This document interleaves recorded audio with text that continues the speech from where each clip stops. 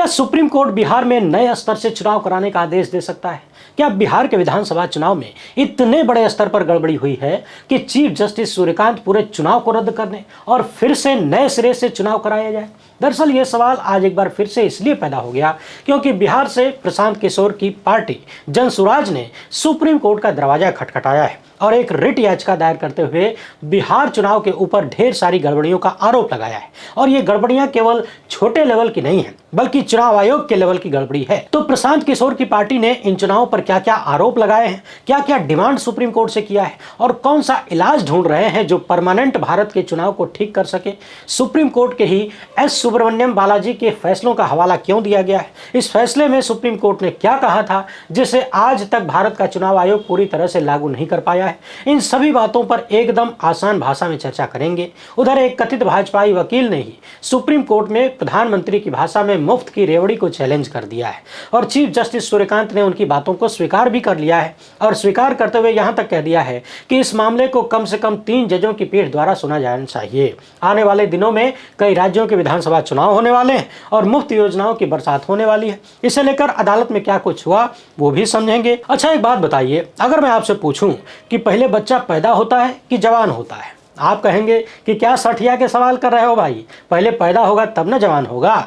लेकिन यही बात जब सुप्रीम कोर्ट के बारे में आता है तो सुप्रीम कोर्ट ऐसा लगता है कि मानता है, खासकर हमारे चीफ जस्टिस मानते हैं कि पहले बचवा जवान होता है, इसके बाद वो पैदा होगा कि नहीं होगा ये इस वक्त बताएगा।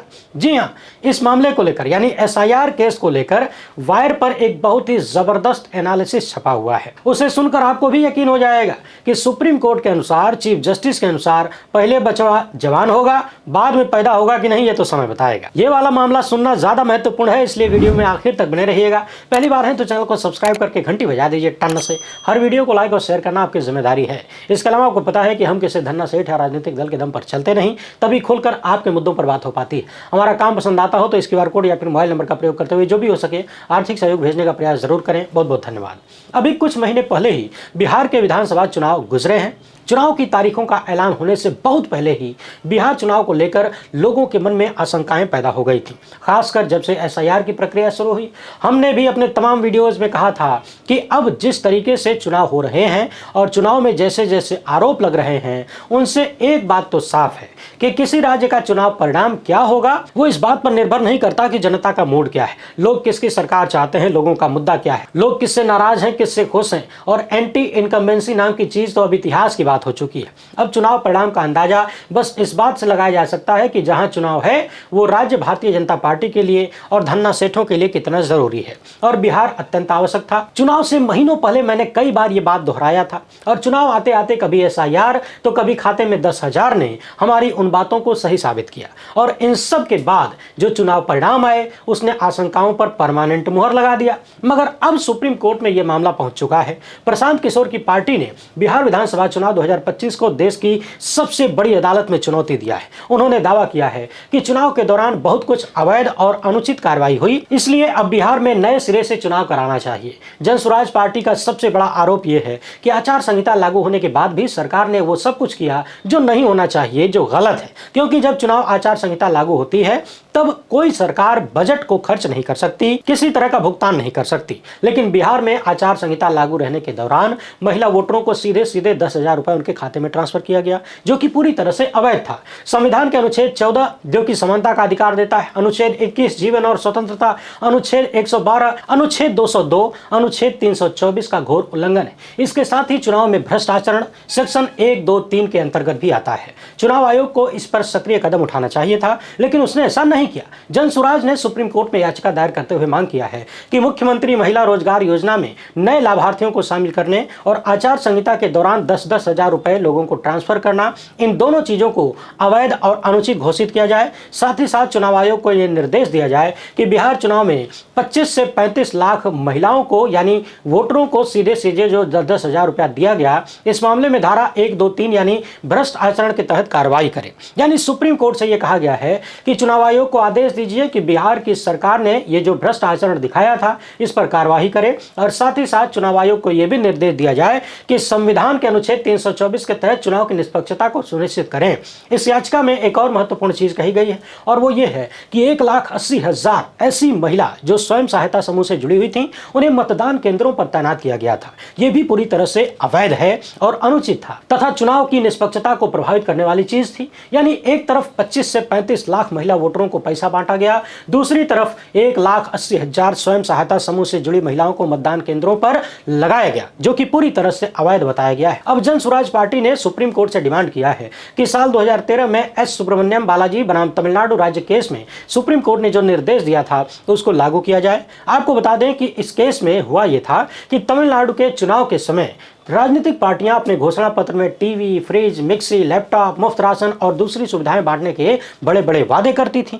तो एस सुब्रमण्यम बालाजी नाम के एक व्यक्ति ने सुप्रीम कोर्ट में याचिका डालकर कहा कि इस तरह की मुफ्त योजनाएं वोटरों को लुभाने के लिए दी जाती हैं, ये असल में रिश्वत जैसी है और इससे चुनाव निष्पक्ष नहीं होता। यानी सवाल यह था कि चुनाव से पहले या बाद में इस तरह की मुफ्त योजनाएं देना भ्रष्ट आचरण माना जाएगा कि नहीं। सुप्रीम कोर्ट ने इस मामले में सुनवाई किया और साल 2013 में देश की सबसे बड़ी अदालत ने कहा कि मुफ्त योजनाएं अपने आप में अवैध नहीं है, क्योंकि अगर कोई सरकार या पार्टी अपने घोषणा पत्र में गरीबों, छात्रों, महिलाओं, किसानों के लिए कल्याणकारी योजनाएं घोषित करती है तो उसे सीधे सीधे भ्रष्टाचार या रिश्वत नहीं कहा जा सकता। यानी फ्री भी अपने आप में गैर कानूनी नहीं होता है, लेकिन इस तरह की योजनाएं सरकारी खजाने पर बोझ डालती हैं, चुनाव को पैसों और लालच की तरफ ले जाती हैं और लोकतंत्र की सेहत के लिए खतरनाक है। याद रखिए, साल 2013 में सुप्रीम कोर्ट ने चुनाव आयोग को निर्देश दिया था कि यह मामला सिर्फ अदालत का नहीं है बल्कि पॉलिसी का है। अब चुनाव आयोग राजनीतिक दलों के लिए गाइडलाइंस बनाए और उन्हें बताए कि घोषणा पत्र में क्या क्या वादे किए जा सकते हैं, क्या वादे नहीं किए जा सकते हैं, ताकि चुनाव ज्यादा निष्पक्ष हो और पारदर्शी हो सके। इसके बाद चुनाव आयोग ने कुछ हद तक मॉडल कोड ऑफ कंडक्ट में घोषणा पत्र से जुड़े नियम जोड़े भी,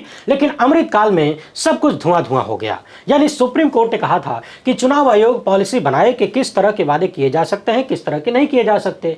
ये काम अदालत का नहीं है बल्कि चुनाव आयोग और सरकारों का है। अब उसी आदेश का हवाला जन स्वराज पार्टी ने सुप्रीम कोर्ट में दिया है और सुप्रीम कोर्ट से कहा है कि चुनाव आयोग से कहिए कि जो पुराना आदेश है सुप्रीम कोर्ट का उसे लागू करे और गाइडलाइंस बनाए कि किस तरह की फ्रीबी योजनाओं का ऐलान किया जाना चाहिए और किसका नहीं किया जाना चाहिए, ताकि चुनाव निष्पक्ष हो सके। इसके साथ ही एक टाइम फ्रेम बनाने की मांग भी की गई है, जैसे कि चुनाव की घोषणा से कितने वक्त पहले मुफ्त सहायता या प्रत्यक्ष लाभ यानी पैसा ट्रांसफर करने वाली चीजें पूरी होनी चाहिए। यानी चुनाव के दौरान ऐसी योजनाओं का लाभ नहीं दिया जाना चाहिए। एक टाइम फ्रेम हो, जैसे 6 महीना पहले ही आप ऐसी योजनाओं का ऐलान कर सकते हैं या फिर लोगों को लाभ दे सकते हैं। अब इस मामले में कल यानी 6 फरवरी 2026 को सुप्रीम कोर्ट सुनवाई करेगा। यह केस सुप्रीम कोर्ट के चीफ जस्टिस और जस्टिस जयमाल्या बागची की पीठ में है। यानी जन स्वराज पार्टी ने एक तो सुप्रीम कोर्ट से यह मांग किया है कि बिहार के चुनाव में आचार संहिता के दौरान पैसे बांटे गए, स्वयं सहायता समूह की महिलाओं को लगाया गया, ये दोनों काम अवैध थे, इसलिए चुनाव को रद्द कर दिया जाए, नया चुनाव कराया जाए।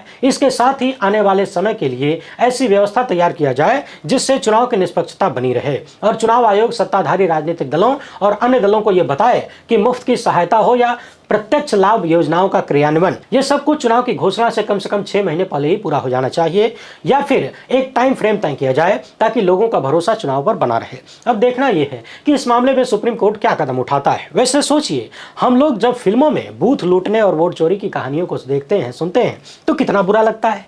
कहते हैं कि कैसा जंगल राज है, ये तो सीधे सीधे डकैती है चुनाव की। लेकिन उससे भी बड़ी बड़ी चीजें हमारी आंखों के सामने खुलेआम दिन दहाड़े हो रही हैं, मगर देश की जनता को, हमको, आपको कोई फर्क नहीं पड़ता। ये कितनी साफ चोरी है बल्कि डकैती है कि चुनाव के दौरान कोई सरकार 25 से 35 लाख महिलाओं को यानी वोटरों को सीधे उनके खाते में पैसा भेज रही है, वो भी 10-10 हजार, और फिर उस चुनाव परिणाम को हम लोग चुपचाप स्वीकार लेते हैं। बाकी एसआईआर में जो हो रहा है वो तो हम सब देख ही रहे हैं। अब ये दूसरा मामला देखिए, भाजपा नेता अश्विनी वैष्णव ने सुप्रीम कोर्ट में फ्री बी को लेकर चिंता व्यक्त किया और चीफ जस्टिस सूर्यकांत और जस्टिस जयमाल्या बागची के समक्ष उन्होंने इस मामले का उल्लेख किया और कहा कि मामले को तत्काल उठाया जाए क्योंकि कई राज्यों में विधानसभा के चुनाव नजदीक आ रहे हैं। चीफ जस्टिस ने उनकी बातों को स्वीकार भी किया और कहा कि इस मामले में विस्तृत विचार विमर्श के लिए एक बड़ी पीठ को सामने रखा जाए तो बेहतर होगा, क्योंकि ये बेहद महत्वपूर्ण और जनहित का मामला है, इसलिए सुनवाई 3 जजों की पीठ द्वारा की जानी चाहिए। चीफ जस्टिस ने कहा कि महीने के अंत तक इस मामले को फिर से उठाइए। उपाध्याय का कहना है कि राजनीतिक दल वोटरों को लुभाने के लिए बड़े बड़े वादे कर रहे हैं, जो कि भ्रष्टाचार का एक रूप है, और इसमें न्यायालय को हस्तक्षेप करना जरूरी है। और अभी जल्द ही 5-5 विधानसभाओं के चुनाव होने वाले हैं। अब वादा करने के लिए खाली सूरज और चांद ही बचा है। यानी राजनीतिक दलों ने सारे वादे कर दिए, अब खाली यही कहना बाकी है कि हे वोटर, हमारी सरकार बनाओ, हम तुमको सूरज ला के देंगे, चांद ला के देंगे, जबकि यह सब भ्रष्ट आचरण है उपाध्याय के अनुसार। आगे इन्होंने कहा कि केंद्र सरकार और चुनाव आयोग से चुनावी घोषणा पत्रों को विनियमित करने का निर्देश दिया जाए और जनता के धन से जुड़े वादों के लिए जवाबदेही सुनिश्चित करने के लिए भी निर्देश जारी किया जाए, क्योंकि इससे अर्थव्यवस्था और चुनावी प्रक्रिया दोनों के लिए संकट पैदा होता है। हालांकि कई राजनीतिक दलों ने इस याचिका का विरोध भी किया। उनका कहना है कि कल्याणकारी योजनाएं और सब्सिडी सरकार की समाज के कमजोर वर्गों को सहायता प्रदान करने की जिम्मेदारी का एक हिस्सा है। हालांकि सुप्रीम कोर्ट ने इस मामले में भी कहा है कि अदालतें किस हद तक हस्तक्षेप कर सकती हैं, यह भी देखना होगा। यहां भी सुब्रमण्यम बालाजी बनाम तमिलनाडु सरकार के फैसले पर पुनर्विचार की बात कही गई, जो सुप्रीम कोर्ट ने 2013 में दिया था, क्योंकि उस फैसले में यह भी कहा गया था कि घोषणा पत्र के वादे भ्रष्ट आचरण नहीं है, लेकिन चुनाव आयोग एक बेहतरीन गाइडलाइन बनाए कि कौन से वादे किए जा सकते हैं, कौन से नहीं। अब आपके मन में आ रहा होगा कि अश्विनी उपाध्याय भाजपा के नेता हैं, और जहां तक बात फ्रीबी की है, यानी मुफ्त योजनाओं की है, तो अगर चिंता अर्थव्यवस्था की है, फिर जितना पैसा जनता को बांटा जाता है या सामान बांटा जाता है, उससे कहीं ज्यादा तो धन्ना सेठों का लोन माफ किया जा रहा है। 16 लाख करोड़ कथित रूप से माफ हुआ है मोदी सरकार के दौरान, बल्कि इससे भी ज्यादा। जबकि उस लोन माफी के लिए इस तरह के लोग सुप्रीम कोर्ट नहीं जाते हैं, उसके खिलाफ नहीं जाते, जहां जनता को लाभ मिल रहा है वहां चले जाते हैं। तो अब सवाल यह है कि सेठों की लोन माफी के खिलाफ अदालत का दरवाजा खटखटाने काहे नहीं जाते, इसके पीछे का कारण क्या है? और सेठों के खिलाफ नहीं जाते, इसका मतलब है कि अर्थव्यवस्था इनकी मूल चिंता नहीं है। और यदि अर्थव्यवस्था मूल चिंता नहीं है, तो फिर जनता का पैसा जनता के हाथ में जा रहा है, थोड़ा बहुत जाने दीजिए। बाकी आपकी सड़कें, आपके पुल कैसे बन रहे हो तो आप देख ही रहे हैं। जहां तक बात चुनावी निष्पक्षता की है, तो सबसे ज्यादा फ्रीबी के माध्यम से चुनाव लूटने का प्रयास भारतीय जनता पार्टी करती है। तो क्या अश्विनी उपाध्याय को सबसे पहले अपनी पार्टी से बात नहीं करनी चाहिए? और यदि पार्टी बात नहीं मान रही है, तो सबसे पहले बीजेपी को छोड़ नहीं देना चाहिए? भारतीय जनता पार्टी सत्ता में हो चाहे विपक्ष में हो, हर जगह चुनाव में सबसे बम्पर फ्रीबी का वादा और डायरेक्ट बेनिफिट बीजेपी सरकारें ही देती हैं। अभी बिहार में ही देखिए, उन्हीं की सत्ता ने 10-10 हजार रुपए चुनाव में बांटे हैं 25 से 35 लाख महिलाओं को। तो समझने वाली बात यह है कि चुनाव में वादा करना कोई गलत बात नहीं है, और जनता के लिए वादे को पूरा करना भी गलत बात नहीं है, मगर यह वादा चुनावी निष्पक्षता के आड़े नहीं आना चाहिए। इन वादों के भरोसे चुनाव में जीत या हार तय नहीं होनी चाहिए। सत्ताधारी दलों के लिए विशेष निर्देश की जरूरत है, क्योंकि वो सरकार का पैसा बांट देते हैं, यानी जनता का पैसा बांट देते हैं। जो विपक्ष में है वो तो खाली वादे कर सकता है ना, सत्ता में आने के बाद बांटेगा, लेकिन भाजपाई सरकारें तो पहले ही बांट देती हैं। बाकी लोग भी बांटते हैं, मगर जो ज्यादातर सत्ता में है वो ज्यादा बांट रहे हैं। और आचार संहिता के दौरान जो बांटा जा रहा है, ये सीधे सीधे वोट खरीदने के लिए रिश्वत देने का मामला नजर आने लगता है। बाकी इंतजार करिए कि सुप्रीम कोर्ट से क्या निकलता है। हालांकि अब तक चुनावी मामलों में सुप्रीम कोर्ट से जो निकला है, अगर उसको देखेंगे तो यहां भी वही निकलेगा, तारीख पर तारीख। चीफ जस्टिस ने कह दिया है कि मार्च तक देखिए, यानी इंतजार करिए। वैसे यहां याद आया कि हमारे चीफ जस्टिस मार्च यानी लगभग होली की तारीख खोप देते हैं चुनाव मामले में। खासकर पिछले साल कहा था कि चुनाव आयुक्तों की नियुक्ति का मामला होली के बाद सुनेंगे। अब तक हुजूर की होली नहीं आई,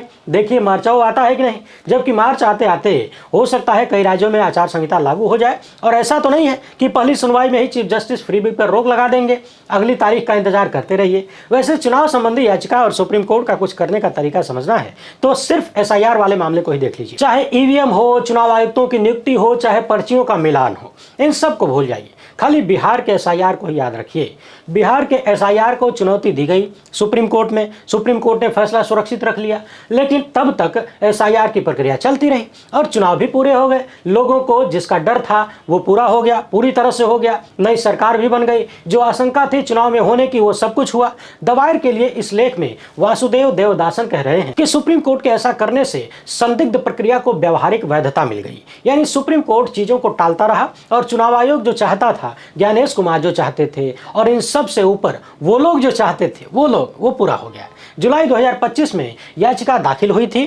फैसला आने में लगभग 7 महीने लग गए। इस देरी के कारण बिहार में वोटर लिस्ट बदल गई, चुनाव हो गए और अब इस पूरी प्रक्रिया को पलटना लगभग नामुमकिन है। इन्होंने सवाल उठाया है कि जब SIR की वैधता ही सवालों में थी तो फिर सुप्रीम कोर्ट ने पहले यह तय क्यों नहीं किया कि SIR कानूनी है या नहीं। पहले इंप्लीमेंटेशन पर ध्यान दिया गया, कानूनी वैधता बाद में। वैसे आप याद करिए, SIR एसआईआर को लेकर हमने लगातार यही सवाल उठाया था कि वो किस तरीके से हो रहा है, उसमें कौन सा डॉक्यूमेंट स्वीकार होगा, कौन सा नहीं होगा, कौन सही कर रहा है, कौन गड़बड़ कर रहा है। इन सब पर चर्चा करने से पहले मूल सवाल तो यह है ना कि यह प्रक्रिया वैध है कि नहीं। मगर बार बार मूल सवाल को टाला गया, सुप्रीम कोर्ट ने भी टाला, बल्कि कहिए कि सुप्रीम कोर्ट ने ही टाला। इसे ऐसे समझिए कि कोई व्यक्ति अचानक आपके घर में आता है और कहता है कि मैं आपका बेटा हूं, तो पहले आप क्या कहेंगे? आप पहले ये पहचान करेंगे ना कि वो आपका बेटा है कि नहीं, झूठ तो नहीं बोल रहा है। या फिर आप कहेंगे कि तुम्हारा जुतवा गंदा है, तुम्हारी जिद खुली हुई है, तुम्हारे बाल अच्छे नहीं है, तुम कायदे से खाना पीना नहीं खाते। मूल सवाल क्या है? मूल सवाल यह है कि वो व्यक्ति जो आपका बेटा होने का दावा कर रहा है वो वैध है कि नहीं है। तो जो मूल सवाल था एसआईआर को लेकर, उसकी वैधता की समीक्षा को लेकर, वो ही टाल दिया गया।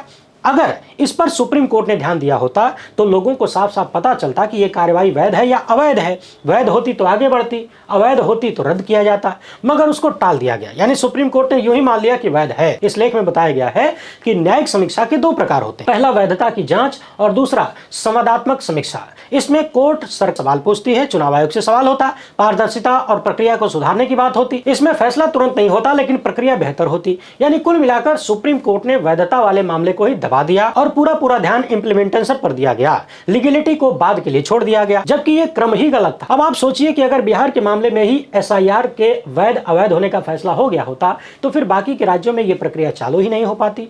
अगर ये अवैध घोषित हो जाता तो 10 जुलाई 2025 को मामला सुप्रीम कोर्ट में गया था। लगभग 20 दिन बाद सुप्रीम कोर्ट ने रोक लगाने से इनकार किया, सुनवाई की तारीख दे दिया। पहले कहा कि जिनको लिस्ट से हटाया गया है उनकी लिस्ट प्रकाशित करो, ऑनलाइन फॉर्म स्वीकार करो, आधार कार्ड ले लो, फलाना ढिमकाना, तमाम तरीके की बातें कह दी गई। यानी सुप्रीम कोर्ट प्रक्रिया सुधारता रहा लेकिन एसआईआर की कानूनी ग्राउंड को चेक ही नहीं किया। तो कुल मिलाकर हमने जो उदाहरण आपको दिया कि पहले लीगलिटी फिर इंप्लीमेंटेशन। आप जब अदालत में कोई मामला लेकर जाते हैं तब भी पहले चेक होता है कि आप जो लेकर आए हैं वो सुनवाई के लायक है कि नहीं, वैध है कि नहीं सुनवाई के लिए। मगर सुप्रीम कोर्ट ने एसआईआर के मामले में पूरी व्यवस्था को, पूरे सिस्टम को ही कथित रूप से तहस नहस कर दिया और ये कहीं ना कहीं सिद्ध कर दिया कि पहले बचवा जवान होगा बाद में पैदा होगा। यदि आप चाहें तो वायर पर छपे इस लेख को, जिसे वासुदेव देवदासन ने लिखा है, विस्तार से पढ़ सकते हैं। चुनाव आयोग, एसआईआर और सुप्रीम कोर्ट का पूरा मामला एकदम क्रिस्टल क्लियर हो जाएगा कि कैसे तारीख पर तारीख चलती रही, केंचुआ ने जो चाहा वो करवा लिया, कर लिया। वैसे आप इस मामले पर क्या सोचते हैं, अपनी राय कमेंट बॉक्स में जरूर लिखिएगा। वीडियो पसंद आए तो ज्यादा से ज्यादा लोगों तक पहुंचाएं। पहली बार है तो चैनल को सब्सक्राइब कर लीजिए। हमसे जुड़ने के लिए बहुत बहुत धन्यवाद। जय हिंद।